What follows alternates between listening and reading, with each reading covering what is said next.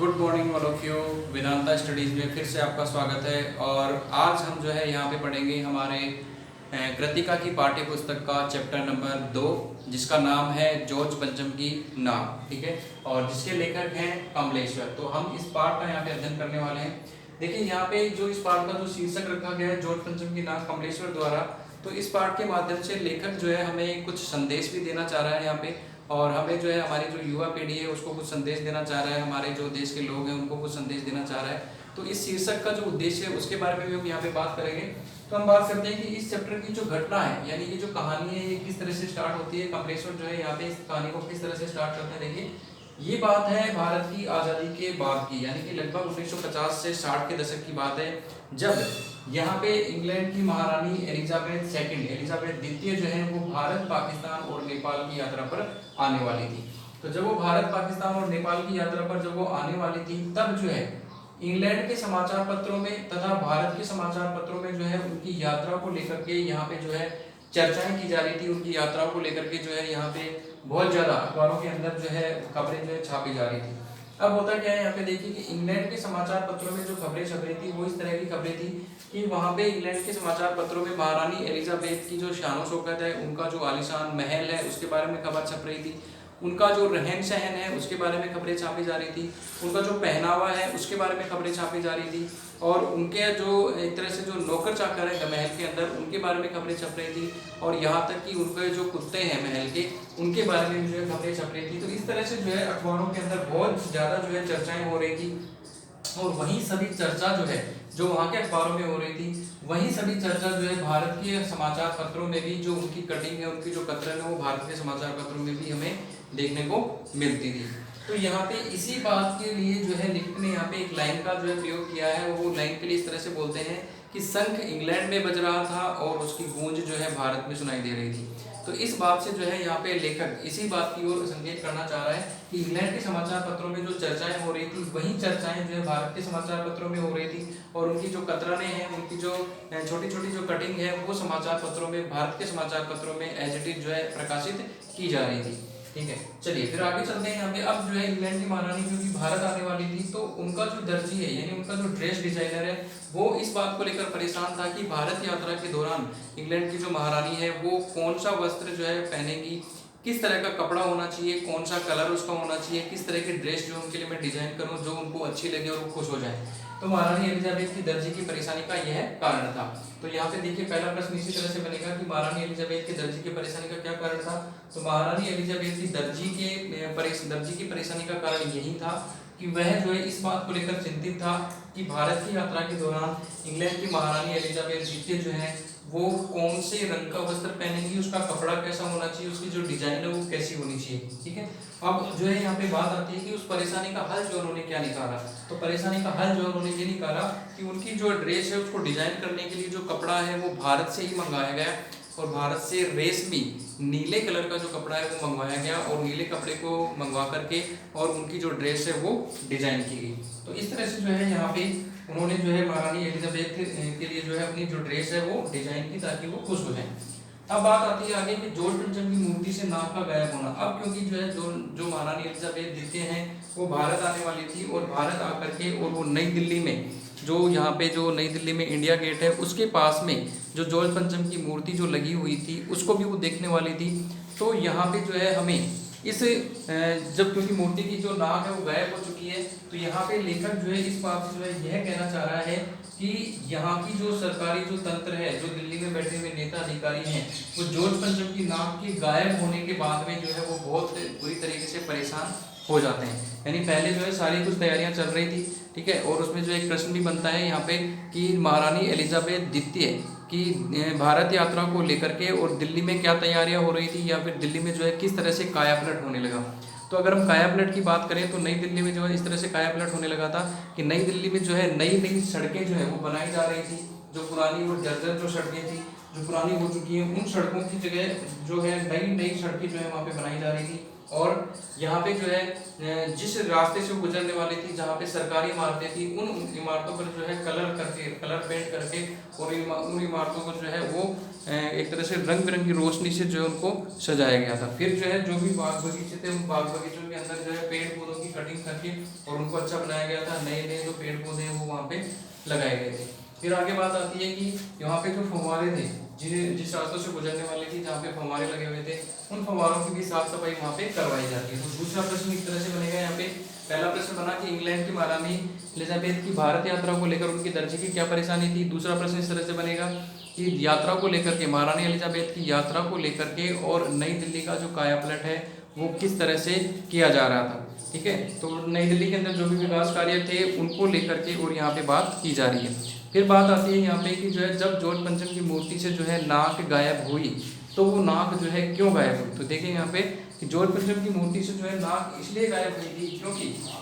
यहाँ पे जो जॉर्ज पंचम थे, ठीक है, वो एक ऐसे शासनकर्ता थे, अंग्रेज शासनकर्ता थे, जिन्होंने भारत पर जो है राज किया था, भारत को गुलाम बना के रखा था। तो उस वक्त जो है यहाँ पे जो बात आती है, उस वक्त जो है भारत पर जो अत्याचार किए गए थे, भारत के लोगों पर जो अत्याचार किए गए थे, उन अत्याचारों से परेशान जो लोग थे,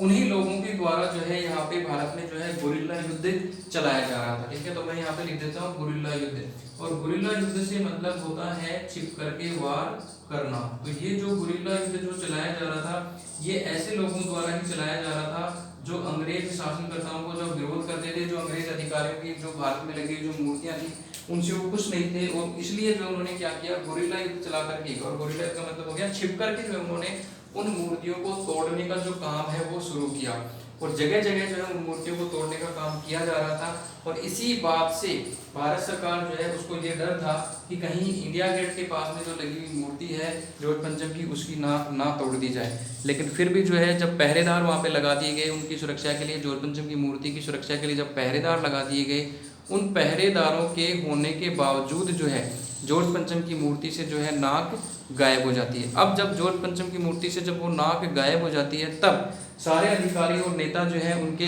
खलबली मच जाती है, और वो जो है परेशान हो जाते हैं वहाँ पे कि अब क्या किया जाए। तो फिर क्या होता है कि एक कमेटी गठित होती है, और कमेटी गठित करके और एक कमेटी जो है वहाँ पे बुलाई जाती है, और उसमें जो है मूर्तिकार को बुलाया जाता है। और मूर्तिकार जब आता है तो मूर्तिकार से जो है पूछा जाता है कि क्या आप जो है ये कार्य करेंगे कि जॉर्ज पंचम की मूर्ति से जो नाक जो है जो टूट गई है, जिस नाक को तोड़ दिया गया है, क्या आप उस नाक को जो लगा सकते हैं। तब मूर्तिकार ने कहा हाँ ठीक है, मैं जो है वो नाक तो लगा दूंगा, लेकिन मुझे इसके लिए जो है इस बात का पता होना चाहिए कि वो जो पत्थर है मूर्ति का, वो पत्थर जो है कौन सा पत्थर है, वो पत्थर जो है कहाँ से मंगवाया गया है। तब ठीक है, इस बात की जानकारी के लिए वहाँ पे जो कमेटी के जो लोग होते हैं वो बुलाते हैं पुरातत्व विभाग के एक कर्मचारी को। ठीक है, तो पुरातत्व विभाग का एक जो क्लर्क है, वो क्लर्क जो है वहाँ पे आता है, और क्लर्क जो है आकर के और बोलता है कि ठीक है, यानी क्लर्क को बोला जाता है वहाँ पे कि आप अपने ऑफिस में जो है जाइए, और जॉर्ज पंचम की मूर्ति से रिलेटेड जो है कोई फाइल जो है, संबंधित फाइल जो है आपके पास में होगी, उस फाइल में जो है आप देख करके बताइए कि ये मूर्ति जो है कब बनी थी। ठीक है, वो पत्थर जो है कहाँ से लाया गया था। तो पुरातत्व विभाग का देखो काम ये होता है कि अगर पुरातत्व विभाग होता है तो वो जैसे ज़मीन में जब खुदाई की जाती है तो उसमें से कोई भी पुरानी चीज़ मिलती है तो उसके बारे में वहाँ पे रिसर्च की जाती है, उसको लैब में भेजा जाता है, फिर रिसर्च की जाती है कि वो चीज़ कितनी पुरानी है, कौन से राजाओं के शासनकाल में वो बनी थी, ठीक है, किस तरह की है वो, किस धातु की बनी हुई है, किस पत्थर की बनी हुई है, वो सारी जो रिसर्च है वहाँ पे की जाती है। और यहाँ पे जो है इसी रिसर्च से संबंधित जो है फाइलें पुरातत्व विभाग के जो ऑफिस होते हैं वहाँ पे रखी जाती हैं। तो पुरातत्व विभाग का कर्मचारी जो ये सोचता है कि इससे रिलेटेड जो फाइल है वो भी वहाँ पे रखी हुई होगी, तो वो जो अपने ऑफिस में जाता है, अपने ऑफिस में जाकर के और जॉर्ज पंचम की जो पत्थर जो था, उसकी जो मूर्ति जो लगाई गई थी उससे रिलेटेड जो पत्थर था उसके बारे में जानकारी वहाँ पे उस फाइल में जो है वहाँ पे ढूंढने की कोशिश करता है। और वहाँ जाकर के जब उस फाइल को ढूंढता है तो वहाँ पे वो जो फाइल है वो इतनी ज़्यादा बुरी कंडीशन में हो चुकी होती है, इतनी ज़्यादा हालत उसकी खराब हो चुकी होती है, उसमें से जो है कुछ भी साफ साफ नज़र वहाँ पे नहीं आता है। तो जब उसमें से कुछ भी साफ साफ नज़र नहीं आता है तब, क्योंकि वहाँ पे देखिए वो जो फाइल है बिल्कुल पुरानी, बहुत पुरानी फाइल हो चुकी है, और वहाँ पे पानी गिरने के कारण वो भीग चुकी है, उसकी इंक जो है फैल चुकी है उस फाइल के अंदर, जो है चूहों ने जो उसको काट दिया। तो इतनी बुरी कंडीशन में होती है कि वहाँ पे उस फाइल के अंदर जॉर्ज पंचम की मूर्ति से रिलेटेड कोई भी खबर जो समाचार है या कोई भी खबर जो है वहाँ पे उसको नहीं मिल पाती है। तो वो परेशान होता हुआ और वो जो है कमेटी के पास में आता है और कमेटी के पास आकर के और कमेटी के सामने जो है अपना निर्णय जो है वो रखता है और वो बोलता है कि साहब मैंने फाइलों के पेट चीरे, लेकिन फाइलें सब कुछ हजम कर चुकी हैं। तो वहाँ पे जो है इस तरह से वो बोलता है कि साहब मैंने जो है फाइलों के पेट चीरे, लेकिन फाइलें जो है सब कुछ हजम कर चुकी है। तो इस बात से लेखक क्या कहना चाहता है, ये प्रश्न यहाँ पे बन सकता है। तो इस बात से लेखक जो है वो ये कहना चाहता है कि सरकारी जो ऑफिसेज हैं, गवर्नमेंट जो ऑफिसेज हैं और सरकारी जो कार्यालय हैं, उनके अंदर किसी भी जो एक तरह से कागज पत्र होते हैं, कोई भी फाइल होती है, उनको रखने की जो व्यवस्था है, उनको सार संभाल करने की जो व्यवस्था है वो बहुत ही ख़राब है। और वहाँ पे उन फाइलों को जो बिल्कुल भी अच्छे तरीके से संभाल करके नहीं रखा जाता, उनको ऐसे पटक दिया जाता है। और उसी का नतीजा थी कि वो जो फाइल है वो भी बहुत ही कटी फटी और गीली हो चुकी थी, चूहों के द्वारा उनको काट दिया गया था और कुछ भी उसमें से पढ़ पाना संभव नहीं था। तो सरकारी कार्यालयों की ऐसी व्यवस्था की ओर ही जो है यहाँ पे इस लाइन के माध्यम से संकेत लेखक करना चाहता है। चलिए, अब जो है पुरातत्व विभाग का कर्मचारी क्योंकि मना कर देता है कि मुझे तो जो उस फाइल में कुछ भी पता नहीं चला, तब जो है मूर्तिकार क्योंकि पैसे से लाचार था, पैसे की जरूरत थी मूर्तिकार को, इसलिए वो इस काम को अपने हाथ से नहीं जाने देना चाहता था। तो मूर्तिकार ने क्या किया, मूर्तिकार ने कहा कि ठीक है, मैं जो है इस मूर्ति का जो पत्थर है उस पत्थर को मैं हिंदुस्तान के पहाड़ों पर तलाश करूंगा। यानी कि वो मूर्तिकार जो है नंबर 7 वाला जो पॉइंट है उसके लिए बोलता है कि मूर्तिकार बोलता है कि मैं हिंदुस्तान के पहाड़ों पर जाऊंगा और वहां जाकर के मैं इस मूर्ति का जो पत्थर है इस मूर्ति से एक तरह से मैच करता मिलता जुलता जो पत्थर है उसको मैं तलाश करने की कोशिश करूंगा, उससे बना करके और मैं नाक जो है लगा दूंगा। अब मूर्तिकार निकलता है पहाड़ों की तलाश पर और यहाँ पे बोला जाता है कि मूर्तिकार जो है पहाड़ों की तलाश करने के लिए जाता है और लगभग जो है हर पहाड़ पे वो जाता है, लेकिन जब वो वापस आता है तो हताश निराश होता है और उसको जो है उससे संबंधित जो पत्थर है वो उस तरह का पत्थर उसको नहीं मिलता है। तब मूर्तिकार जो है वहाँ पे कमेटी के सामने आकर के और उदास होकर के कहता है कि साहब मुझे वो पत्थर नहीं मिला। तब कमेटी के अध्यक्ष द्वारा उसको जो है डांट लगाई जाती है, उसको बोला जाता है कि लानत है तुम्हारी अक्ल पर, हिंदुस्तान की जो मातृभूमि है, हिंदुस्तान की जो जमीन है, जो गर्भ है हिंदुस्तान की भारत भूमि का, उस गर्भ के अंदर जो है सारी चीज़ें छिपी हुई है। तो ये पत्थर तो एक मामूली सी चीज़ है, हमने विदेशों की हर चीज़ को अपना लिया है, उनका खान पान रहन सहन पहनावा, ठीक है, सारी चीज़ अपना ली है, तो ये पत्थर क्या चीज़ है, ये क्यों नहीं मिल सका तुम्हें। तो उदास होकर कहता है कि साहब मुझे ये नहीं मिला। तब जो है फिर मूर्तिकार को जब डांट लगाई जाती है तो वो थोड़ा सा सहम जाता है, डर जाता है, वो सोचता है कि ये काम मेरे हाथ से गया, लेकिन वो अपना दिमाग चलाता है और मूर्तिकार जो है फिर दूसरी योजना जो है उनके सामने प्रस्तुत करता है। दूसरी योजना क्या बोलता है, वो कहता है कि राजनेताओं व स्वतंत्रता सेनानियों जिन्होंने भारत की आज़ादी में जो है योगदान दिया था, ऐसे राजनेताओं और स्वतंत्रता सेनानियों की भारत में बहुत सारी मूर्तियां लगी हुई हैं, तो क्यों ना हम उन मूर्तियों की नाक की नाप लें और उनमें से किसी की मूर्ति की नाक जो है काट करके हम जो है यहाँ पे लगा दें। तो जैसे वो ये बोलता है तो सारे जो कर्मचारी अधिकारी होते हैं वो सहम जाते हैं कि किस तरह का जो आइडिया है वो यहाँ पे दिया जा रहा है। और उस वक्त जो है फिर इस खबर के लिए मूर्तिकार बोलता भी है कि ये खबर जो है बाहर नहीं जानी चाहिए, मीडिया तक नहीं जानी चाहिए और मैं जो इस कार्य को कर दूंगा। तब जो है वहाँ पे उसे आश्वासन दिया जाता है कि चलिए ठीक है, आपको जो हम इस कार्य को करने के लिए इजाज़त देते हैं, लेकिन ये खबर बाहर नहीं जानी चाहिए, मीडिया तक किसी भी कंडीशन में जो है पहुँचनी नहीं चाहिए। अब मूर्तिकार को जब ये आश्वासन दे दिया जाता है तब मूर्तिकार जो है निकलता है भारत के राजनेताओं और स्वतंत्रता सेनानियों की मूर्ति की नाक की नाप लेने के लिए। अब देखिए, मूर्ति की नाक की नाप वो लेने के लिए निकलता है तो सबसे पहले वो जो है दिल्ली से निकलता है बम्बई, जिसको मुंबई बोलते हैं हम आज, तो पहले उसका नाम बम्बई था, तो बम्बई निकलता है, ठीक है। और वहाँ पे जो है जितने भी जो हमारे स्वतंत्रता सेनानी हैं उनकी मूर्तियाँ वहाँ पे लगी हुई हैं, उनकी मूर्तियों की नाप वो लेता है। फिर उसके बाद वो गुजरात में जाता है जहाँ पे महात्मा गांधी, सरदार पटेल, इनकी मूर्तियों की नाक की नाप लेता है, लेकिन वो भी मूर्तियों की जो नाक है वो बड़ी निकलती है, ठीक है। उसके बाद जो है वो वहाँ से बिहार होता हुआ और फिर उत्तर प्रदेश जाता है, वहाँ पे जो है चंद्रशेखर आज़ाद, इनकी जो मूर्तियाँ हैं वो लगी हुई हैं, उनको वो नाक को नापता है, वो भी बड़ी निकलती है। फिर उसके बाद वो पंजाब जाता है, पंजाब में जो भगत सिंह हैं, बिस्मिल हैं, ठीक है, उनकी मूर्तियों की नाक की नाप लेता है तो वो भी बड़ी निकलती हैं। तो इस तरह से वो जो है अलग अलग जगह, मद्रास जाता हुआ, मैसूर जाता हुआ, ठीक है, सभी जगह जाता है और वहाँ से जो है जब वो नाक की नाप लेता है तो वो सारी जो नाक है वो जोड़ पंचम की नाक से बड़ी निकलती है। तो वापस आता है, वापस आकर के कमेटी के सामने बोलता है कि साहब जोड़ पंचम की जो नाक है वो सभी जो हमारे जो स्वतंत्रता सेनानी हैं, ठीक है, जितने भी जो भी भारत की आज़ादी में जिन्होंने भाग लिया था, जिनकी मूर्तियों की नाक की नाप मैंने ली, उन सभी की नाक जो है जॉर्ज पंचम की नाक से बड़ी है। यानी इस कथन के माध्यम से लेखक जो हमें ये कहना चाहता है कि जो जॉर्ज पंचम का जो मान सम्मान है ना, उससे कहीं बढ़कर हमारे जो नेता हैं, हमारे जो स्वतंत्रता सेनानी हैं, जिन्होंने भारत की आज़ादी में योगदान दिया है, भारत की आज़ादी के लिए अपने प्राणों का बलिदान कर दिया है, ऐसे नेताओं और स्वतंत्रता सेनानियों का मान सम्मान जो है वो जॉर्ज पंचम के मान सम्मान से कहीं ज़्यादा बढ़कर है। तो इस तरह से जो है वहाँ पे मूर्तिकार द्वारा ये लाइन बोली जाती है। तो यहाँ पे ये प्रश्न बनता है कि मूर्तिकार द्वारा जो है ये क्यों कहा जाता है कि हमारे जो राजनेता और स्वतंत्रता सेनानी हैं उनकी सभी की मूर्ति की नाक जो है जॉर्ज पंचम की नाक से बड़ी है। तो इसके माध्यम से वो यही संदेश देना चाहता है कि हमारे जो स्वतंत्रता सेनानी है उनका मान सम्मान जॉर्ज पंचम के मान सम्मान से बड़ा है। अब जब वो इस तरह से बोलता है तो फिर से जो है कमेटी गठित होती है, फिर से कमेटी को बुलाया जाता है, वहाँ पे मीटिंग होती है और मीटिंग में जो है इस तरह से बोला जाता है कि अब क्या किया जाए, यानी उनकी मूर्ति की नाक भी जो है बड़ी है तो अब क्या किया जाए। तब जो है वहाँ पे फिर वो मूर्तिकार जो अपनी तीसरी योजना में यहाँ पे प्रस्तुत करता है और तीसरी योजना में वो क्या बोलता है, देखिए यहाँ पे वो कहता है कि 1942 में जब आंदोलन चला था तो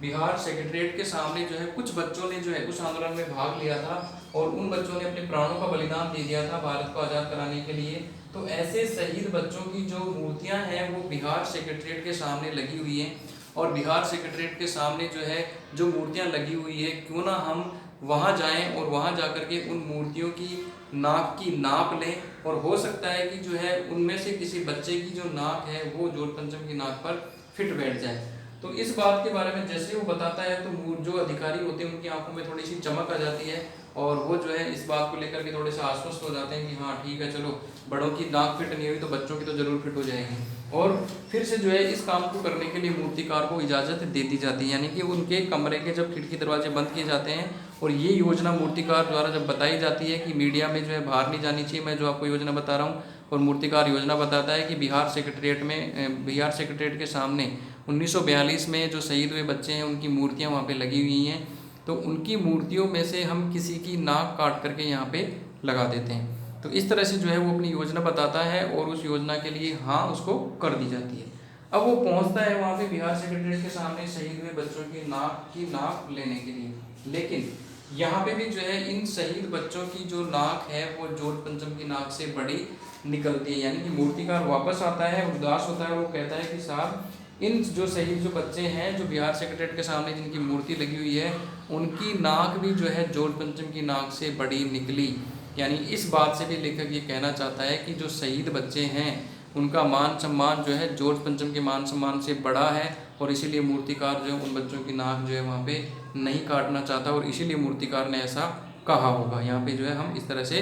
एक तरह से आशा कर सकते हैं। फिर बाद में जब वो इस तरह से मूर्तिकार बोलता है तो वापस से कमेटी के जो सदस्य हैं परेशान हो जाते हैं कि अब क्या किया जाए, अब तो जो है बहुत कम समय बचा है हमारे पास में और महारानी एलिजाबेथ जो है भारत आने वाली हैं और जब वो इंडिया गेट जाएंगी और वो बिना नाक वाली मूर्ति को देखेंगी तो उनको बहुत बुरा लगेगा और भारत के जो संबंध हैं वो इंग्लैंड के साथ में ख़राब होंगे। इसके अलावा जो देश हैं, अदर जो कंट्रीज हैं, उनके साथ में भी जो है भारत के संबंधों पर प्रभाव पड़ेगा और वो जो है इस तरह से संदेश जाएगा कि भारत जो है इन अंग्रेज अधिकारियों की जो मूर्ति है इनको जानबूझ करके तोड़वा रहा है और वो अपमान करना चाहता है, ऐसा संदेश जाएगा। तो उस छवि को जो है वो बरकरार रखने के लिए, उस छवि को सुधारने के लिए कि ऐसा संदेश जो है और कंट्री में ना जाए और महारानी एलिजाबेथ जो है जॉर्ज पंचम की नाक, कटी हुई नाक को देख करके वो जो है गुस्सा ना हो, इसलिए वो चाहते थे कि वो नाक जो है किसी भी तरीके से लगा दी जाए। अब मूर्तिकार जो है लास्ट में जो है अपनी चौथी जो योजना है वो प्रस्तुत करता है और फिर से वापस बोलता है कि इस कमरे के खिड़की दरवाजे बंद कर दिए जाएं, मैं जो योजना बताने जा रहा हूँ वो बाहर नहीं जानी चाहिए। तो वापस से जो इसी तरह से होता है और फिर वो जो अपनी योजना बताता है वो बताता है चौथी योजना की 40 करोड़ लोगों में से किसी एक व्यक्ति की जो जिंदा नाक काट करके हम इस मूर्ति पर लगा देते हैं। यानी इस तरह की जब वो योजना बताता है तो सारे हक्के बक्के हो जाते हैं, सारे आश्चर्यचकित हो जाते हैं, कुछ समय के लिए जो माहौल है बिल्कुल शांत हो जाता है, सब चुप हो जाते हैं और वो एक दूसरे की तरफ देखने लगते हैं। मूर्तिकार को वो देखते हैं कि ये मूर्तिकार जो है क्या कह रहा है, क्या बोल रहा है, यहाँ पे इसको पता भी है, कुछ दिमाग भी है इसमें कि ये किस तरह के जो है आइडियाज़ हमें दे रहा है। तब थोड़ी देर की शांति के बाद में जो है मूर्तिकार बोलता है कि आप बिल्कुल जो है निश्चिंत रहिए, ये खबर जो है यहाँ से बाहर नहीं जाएगी, मैं किसी को नहीं बताऊंगा, मीडिया के सामने खबर नहीं जाएगी, मैं चुपचाप अपना काम करूँगा, तो आप जो है केवल मुझे इजाज़त दीजिए और आप निश्चिंत रहिए, ये काम मैं कर दूँगा। तब जो है मजबूरी वश, क्योंकि मजबूरी थी वहाँ पे उन नेताओं की, उन अधिकारियों की, तो मजबूरी में जो है वो इस बात की अनुमति भी दे देते हैं। अब जो है मूर्तिकार जो है हाँ तो कर देता है उस वक्त जिंदा नाक लगाने के लिए, लेकिन फिर भी वो परेशान होता है कि मैं किस तरह से जो है जिंदा नाक इस मूर्ति पर लगाऊं।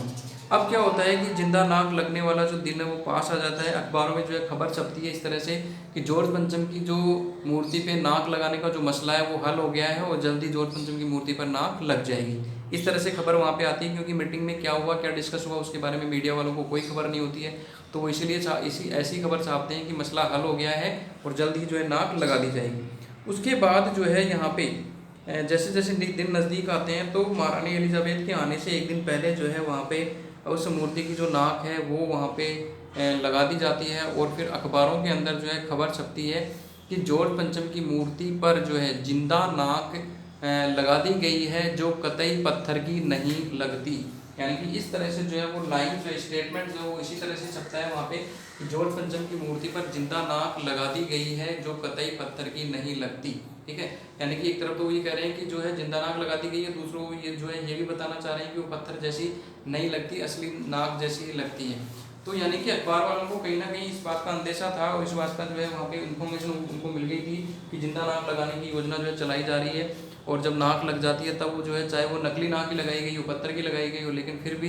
मीडिया वाले इस खबर को इसी तरह से छापते हैं कि जिंदा नाक लगा दी गई है जो बिल्कुल भी पत्थर की नहीं लगती। ठीक है, और जो है इस जिंदा नाक को जो है तरोताज़ा रखने के लिए क्या किया जाता है कि जहाँ पे मूर्ति लगी हुई होती है वहाँ पे एक छोटा सा जो है पॉन्ड बना हुआ होता है और वहाँ पे फंवारा लगा हुआ होता है, उसकी सफाई करवाई जाती है ताकि उस पानी के मॉइस्चर लेवल से जो है वो नाक जो है तरोताज़ा रहे। लेकिन वास्तव में जो है वहाँ पे जिंदा नाक नहीं लगाई गई होगी, क्योंकि किसी भी व्यक्ति की जिंदा नाक काट कर लगाना संभव नहीं हो पाता। और अगर ऐसा होता तो ये खबर जो है हाथों हाथ जो है हिंदुस्तान में फैल जाती और आंदोलन छिड़ जाता ऐसे अधिकारियों के खिलाफ जिन्होंने इस बात की इजाज़त दी, और ये आंदोलन जो है बहुत ज़्यादा तेज़ हो जाता और अंग्रेज जो शासन करता थे उनकी मूर्तियाँ जो लगी हुई थी वो और ज़्यादा जो है तीव्र गति से तोड़ी जाती और इस तरह से आंदोलन जो है फैल जाता है। इसलिए हम आशा यही कर सकते हैं कि जो है पत्थर की नाक लगाई गई होगी, लेकिन अखबारों को इस तरह का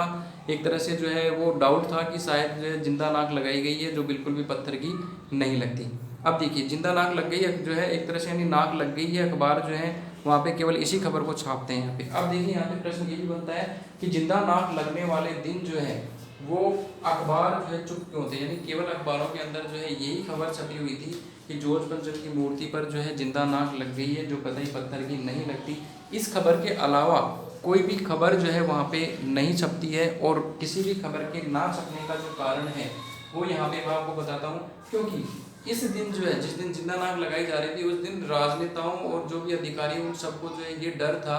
कि कहीं जो है ये बात बाहर नहीं चली जाए, इसलिए सारे नेता क्या हो जाते हैं छिप करके बैठ जाते हैं, अंडरग्राउंड हो जाते हैं। कोई भी जो है किसी भी रेलवे स्टेशन पर किसी भी नेता का स्वागत नहीं किया जाता है, किसी भी नेता किसी भी उद्घाटन समारोह में नहीं जाता है, कोई भी सभा या मीटिंग उनके द्वारा नहीं ली जाती है। तो इस तरह का जब कोई भी समारोह नहीं होता है तो न्यूज़पेपर वालों के पास में इस तरह की कोई भी राजनीतिक जो न्यूज़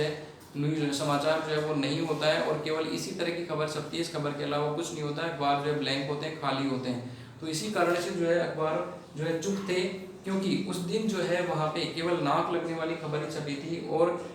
जिंदा नाक लगने की खबर के डर से कहीं ये खबर बाहर ना आ जाए, इस खबर के डर से ही जो है सारे नेता उन्होंने अपने उद्घाटन समारोह, ठीक है, किसी स्थान पर सभा को संबोधित करना, मीटिंग करना, सारे जो कार्यक्रम उन्होंने रद्द कर दिए थे। और इसी कारण से अखबार जो उनके पास में खबर नहीं थी और इसी कारण से सारे अखबार जो है चुप थे। तो इस तरह से जो है यहाँ पे ये चैप्टर हमारा एंड होता है। और यहाँ पे इस चैप्टर का जो जैसे मैंने आपको बताया था कि इसका उद्देश्य क्या है, यानी जॉर्ज पंचम की नाक जो कमलेश्वर ने जो इसका शीर्षक रखा है, इस पाठ का उद्देश्य क्या है शीर्षक को रखने का। तो इसका उद्देश्य यह है कि इस पाठ के शीर्षक के माध्यम से कमलेश्वर जो है हमारे देश के ऐसे लोग, चाहे वो युवा हो, बुजुर्ग हो या फिर जो है बच्चे हों, जिन्होंने भारत की आज़ादी के लिए अपने प्राणों का बलिदान दिया था, ऐसे लोगों के लिए जो है वो भारतीयों को, खास करके युवा पीढ़ी को ये संदेश देना चाहता है कि हमें ऐसे लोगों का मान सम्मान करना चाहिए, ऐसे लोगों का हमें आदर करना चाहिए और उनके आदर्शों को जो है अपने जीवन में उतारना चाहिए, उनके आदर्शों पर हमें जो है चलना चाहिए, अपनाना चाहिए उनको। यही संदेश जो है देने के उद्देश्य से ही जो है उन्होंने इस पाठ का जो नाम है वो रखा जॉर्ज पंचम की नाक। तो इस तरह से जो है इस पाठ के उद्देश्य जो है शीर्षक का उद्देश्य भी जो है मैंने स्पष्ट कर दिया है। चलिए ठीक है, तो ये जो है हमारा पूरा जो चैप्टर है ये जोड़ पंचम की नाक के इर्द गिर्द ही घूमता है। यहाँ पे जो मैंने पिक्चर भी बनाई है जोड़ पंचम की नाक ऐसे करके। तो ये जो है डायग्राम जो है आपको अच्छा लगा होगा, ठीक है। और इन पॉइंट्स के जरिए जो है आप इन पॉइंट्स के जरिए इस चैप्टर को जो है पूरा आप जो है रिवाइज कर सकते हैं, ठीक है। ध्यान से जो है ये पॉइंट्स जो है आप अपने दिमाग में रखिए, चाहे तो आप लिख के रख सकते हैं, स्क्रीनशॉट आप जो है इसका ले सकते हैं और उसके बाद जो अच्छे से इस चैप्टर को रिवाइज कीजिए ताकि एग्जाम में आने वाला कोई भी प्रश्न जो है वो आपका छूटे नहीं। कम से कम 2 से 3 मार्क्स का जो प्रश्न है यहाँ पे बनेगा। तो ऐसे सारे प्रश्नों का उत्तर जो है 2 या फिर जो है 4 मार्क्स का, यानी कि यहाँ से जो है 1 या 2 क्वेश्चन यहाँ से आ सकते हैं। तो आप जो है इसका अच्छे से जो है आप अध्ययन करें, अच्छे से तैयारी करें और अच्छे मार्क्स जो है आप लाने की तैयारी करें। धन्यवाद, थैंक यू, बाय।